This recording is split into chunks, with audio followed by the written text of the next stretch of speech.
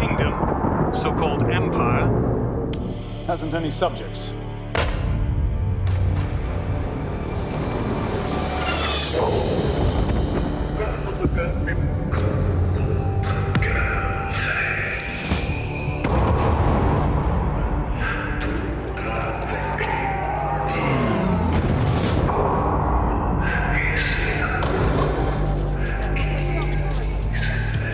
La bataille de Gaulle, l'âge de fer, quel plateau absolument incroyable. Évidemment, mon général, comme on aurait dit Simon Abkarian, qui domine tous les invités, évidemment, avec à ses côtés donc le réalisateur Antonin Baudry, et puis Benoît Magimel et Anna Maria Vortolomei. C'est une épopée. Alors on va entendre dans quelques instants le réalisateur et puis tout le monde. Mais d'abord Simon Abkarian, être le général, c'était vraiment... Je crois même que vous êtes allé sur sa tombe pour lui parler avant de faire le film, hein. Ouais, ça se saura. Ouais, je l'ai fait, ouais. Il fallait que j'invente un accord tacite entre lui et moi, quoi. Oui. Et c'était quoi l'accord? L'accord, je lui ai dit que j'allais essayer de l'incarner, et puis il m'a répondu dans un long silence et il m'a dit d'accord, vas-y. Oui, avec sa voix. C'est vraiment l'incarnation extraordinaire. Et c'est vrai que les comédiens sont tous incroyables. C'est un grand film, hein. Je voudrais vraiment qu'Antonin Baudry, on parle et on dise un mot sur ce qu'est l'enjeu de ce film. C'est en deux parties, hein. J'écris ton nom, ça sera la deuxième partie. Là, on est dans l'âge de fer. C'est le général qui, à un moment donné, résiste et va dire que non, ce qui est écrit d'avance, c'est-à-dire la défaite, n'est pas inéluctable. C'est un homme seul. Ouais. C'est un homme seul et inconnu.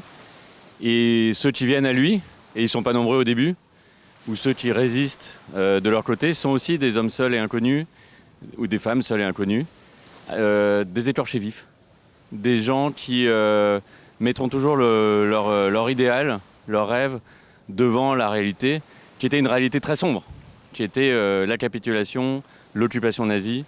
Et c'est ce rêve-là, le fait de le tenir, et de le tenir ensemble, qui a finalement transformé leur destin, mais au-delà de ça, notre destin. Ouais, on va regarder dans quelques instants quelques images du film. Anna Maria, c'est voilà, les héroïnes du quotidien, le 11 novembre, des jeunes qui se révoltent, qui voilà, au péril de leur vie, et qui entament peut-être une histoire d'amour. Il se passe beaucoup de choses. Et le personnage est absolument incroyable, le personnage de Livia. Oui, merci Antonin. C'est vrai que j'ai tout de suite été très heureuse qu'Antonin ait envie de mettre un visage sur les noms de résistantes qui ont un peu été balayés au cours de l'histoire. Et oui, elle raconte la jeunesse, l'ardeur voilà, le refus d'obtempérer, de subir, et cette envie d'agir aussi dans un monde plutôt que de le subir passivement. Oui, c'est les gens comme ça. Et d'ailleurs, à un moment, le général dira, ils ont plus fait, hein, contre Vichy, contre les nazis, ces jeunes-là qui se sont révoltés ce 11 novembre. Et puis Koenig. Alors là, Benoît, c'est un personnage d'histoire. Il affronte une armée 10 fois plus grande que la sienne. Et l'Africa Corp en face de lui. Et interpréter Koenig, c'est quelque chose de flamboyant, Benoît. Oui, ça fait aussi un peu peur parce que c'est difficile de se mettre dans la peau d'un militaire comme ça qui part dans une mission impossible, quasi impossible, quoi. Ils savent que quand même ils ont peu de chances de rentrer en vie. Il est à la tête de plus de 3000 hommes qui le suivent, qui lui font confiance. Et affronter comme ça cette armée, c'est vrai que ça paraît fou, quoi. Ils devaient rester quelques jours, ils sont restés quasiment 14, c'est ça, 15 jours. Ouais. Donc c'est fascinant, c'est impressionnant, ouais, parce que toute cette situation extrême, on a tellement peu de choses comme intimes, personnelles à tirer vers soi pour pouvoir interpréter ça. Donc tous les soirs, j'entrais dans ma chambre d'hôtel, je me disais mais t'as pas le courage de ces types-là, quoi. Ouais. C'est dur. Ouais. Et l'interpréter, se dire tiens. Ça, et si j'étais face à ça, oui. On peut pas, c'est difficile. Ouais. On s'est tous posé la question de savoir si on était capable de faire. Mais lui, c'est un militaire de métier quand même, donc c'est son travail. Mais c'est vrai que sans l'aide d'Antonin Baudry, j'aurais pas pu, je crois, trouver les bonnes choses. Vraiment, heureusement qu'il était là parce que c'est pas évident, c'était pas un rôle simple. Oui, la bataille. Je rajoute une chose, c'est que Pierre Koenig était un général extrêmement humain. Quand on voit des photos de lui ou des témoignages, c'est quelqu'un qui aimait la vie. C'était pas un va-t-en-guerre. Et cette situation d'envoyer ou de demander à des gens de tenir jusqu'à la mort, c'est pas quelque chose qu'il a fait de gaieté de cœur, c'est quelque chose qu'il a fait avec humanité et avec beaucoup d'émotion. Et c'est ce que m'a apporté Benoît. Ouais. Pour moi, il n'y avait que lui qui pouvait faire ce rôle-là. Et c'était pas seulement incarner un général, c'était incarner ce général et cette humanité-là. Alors, ce qui est fabuleux dans le film, on va voir des images, c'est que effectivement tous ces personnages deviennent vivants devant nous et attachants et forts. Et le film est un grand film de cinéma. Regardez les images. La bataille de Gaulle.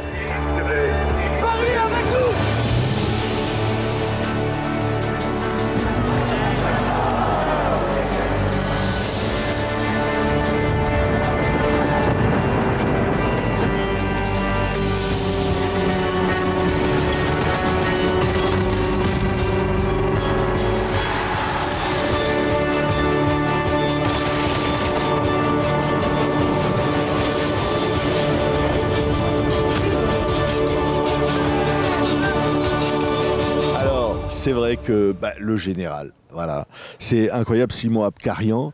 Il y a des scènes, on ne va pas tout raconter bien sûr, il faut aller voir ce film, mais il y a des scènes d'anthologie, des scènes de cinéma, des scènes d'action. Le général est un homme incarné, il doit être le général, il est fort, mais en même temps c'est un homme. Il est fort, il est seul. Ouais. Il est seul.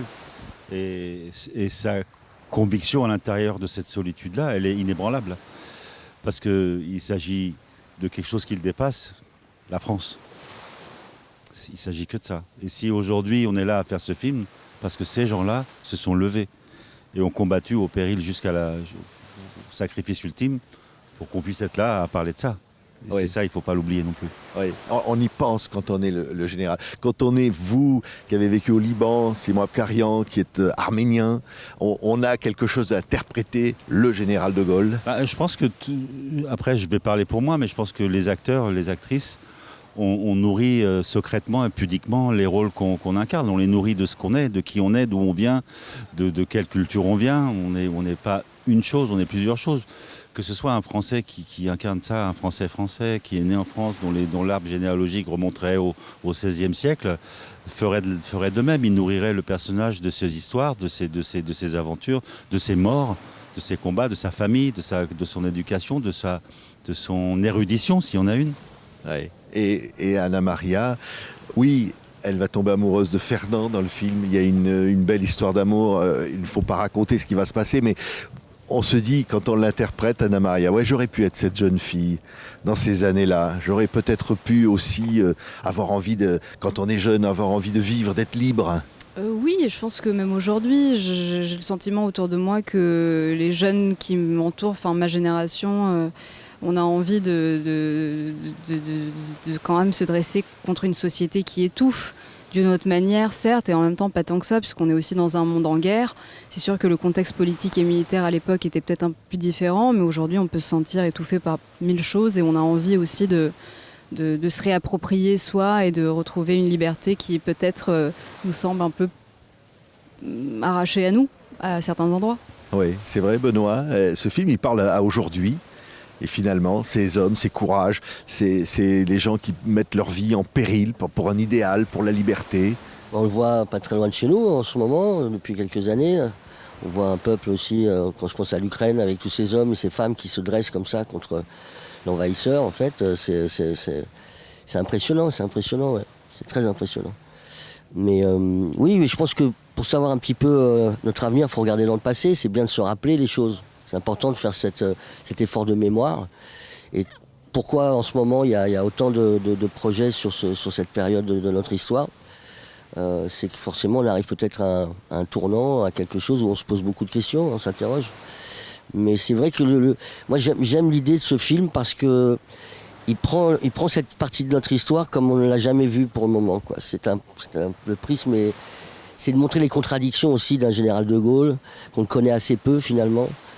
Moi, au départ, je pensais que quand il a fait son appel à la radio du 18 juin, je pensais qu'il y avait toute la France derrière. En fait, il y avait quelques individus seulement, quoi. Et c'est vrai qu'on voit que c'est quelques individus au départ qui se dressent, quoi, qui se lèvent et qui décident de s'engager dans un combat qui semble le plus juste pour eux, quoi. Oui. Et c'est fantastique à ce moment-là. Ils sont peu quand même à le faire. C'est actuel, ça. C'est un message fort pour aujourd'hui. Ouais. Il y a, voilà, c'est la guerre qui montre ça. Hein. C'est vrai que Antonin, il y a dans cette histoire-là, évidemment, tout le lyrisme d'un grand film. D'abord, c'est du spectacle aussi. Il y a des images de batailles, navales, aériennes. C'est quelque chose qui nous emporte avec des personnages qui sont tous très forts. Moi, j'ai toujours aimé les films d'aventure. Et puis j'aime bien aussi les scènes intimes, j'aime le mélange. Et j'ai essayé de faire ce film à la manière dont moi j'aimerais le voir en fait, comme spectateur.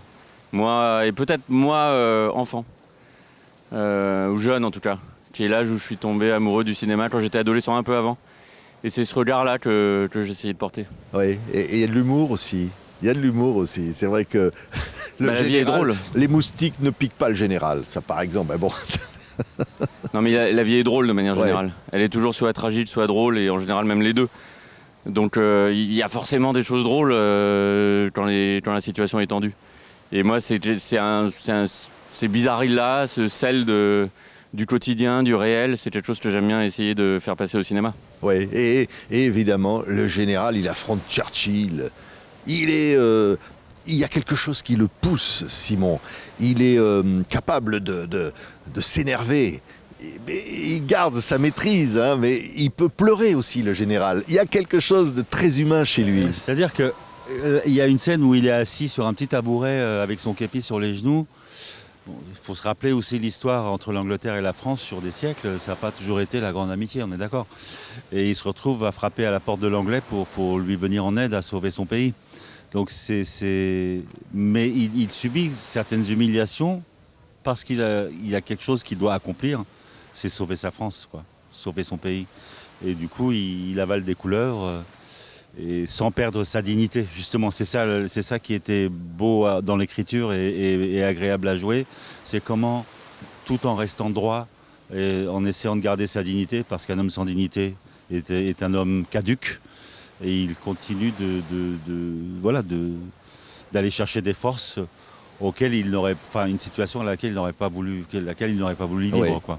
C'est vrai, et les femmes, Anna Maria, à travers ce personnage, c'est les femmes aussi dans la résistance, je trouve qu'il est beau. À un moment, elle dit à Fernand, qui a juste déplacé la photo du maréchal Pétain, elle lui dit c'est pas ça être un héros, c'est plus que ça. Et on va voir à la suite ce qui va se passer. Elle pousse au fond à cette résistance. Oui, mais c'est vrai que les femmes avaient un rôle, je pense qu'elles étaient considérées comme nettement moins dangereuses par les Allemands, donc ça leur permettait aussi de circuler plus facilement, de porter des messages, d'héberger des résistants, de rejoindre même les maquis. Il y en a certaines d'entre elles qui sont allées au-delà de ces rôles logistiques, pour pas dire ce qui va se passer dans la suite pour mon personnage, mais c'est vrai qu'on s'est amusé avec Antonin à explorer un peu les facettes de l'ombre de cette période en ce qui concerne en tout cas la partie féminine. Oui, c'est vrai. Les petites histoires dans la grande, Ouais, en fait. c'est ça, c'est plein de petites histoires qui font la grande. Ouais. Hein, c'est vrai. Tous ces détails, en fait, qu'on connaît assez peu et qui sont passionnants en regardant le film, Ouais. qu'on découvre. Ça rend humain tout ça. C'est pas l'histoire des livres d'histoire. On se dit c'est nos frères, nos sœurs. C'est vrai que c'est ce qui nous intéresse, nous, acteurs, c'est d'aller chercher dans des grandes figures comme ça, historiques, de trouver leur humanité. De toute façon, on est tous des hommes, hein, on est tous des femmes, on est tous... voilà, c'est bien dit, ça. Ouais. Et puis, C'est bien dit, ça. Hein. puis il y a des moments. On peut être des salauds aussi. Il y a des salauds aussi dans le film, dans l'histoire. C'est ça, Ouais. bien sûr, mais qui, voilà... C'est pas... Hier, je parlais avec Simon et on disait, oui, on peut parler des lâches, mais est-ce que c'est ça? Est-ce que c'est la lâcheté dont on va parler? Peut-être c'est la sidération, la peur. Personne ne sait comment il aurait réagi face à tout ça. Donc, il faut garder un peu d'humilité et pas trop juger non plus, mais en même temps, oui, il y avait des vrais salauds. Hein. Puis il y a des héros, quoi. Oui. Des héros qui s'ignorent. Des héros qui le deviennent malgré eux, quoi. Oui. Voilà. C'est l'histoire qui les révèle. On se dit, mais ils existent là, les héros. Il y en a aujourd'hui. Ces héros-là, ils sont dans la société là. Hein. Et moi, C'est Je pense vrai. que vous faisiez allusion au personnage de Darlan, Ouais. qui est joué par Mathieu Kassovitz. Je crois que c'est avant tout un opportuniste. Et donc dans la vie, il y a effectivement il y a des salauds, mais il y a aussi beaucoup d'opportunistes. Et les personnages de la France libre, ils étaient du côté plutôt de la chevalerie. C'était pas des opportunistes. Ils se sont engagés à leurs dépens, parce qu'ils étaient condamnés à mort dans leur pays, leur famille était inquiétée. Ils sont engagés dans une cause qui était une cause perdue à l'époque. C'était le contraire des opportunistes. Oui, magnifique film. Non, mais vraiment, hein, c'est très beau. On attend la suite. Hein. J'écris ton nom. On se doute que c'est de la liberté dont il s'agit.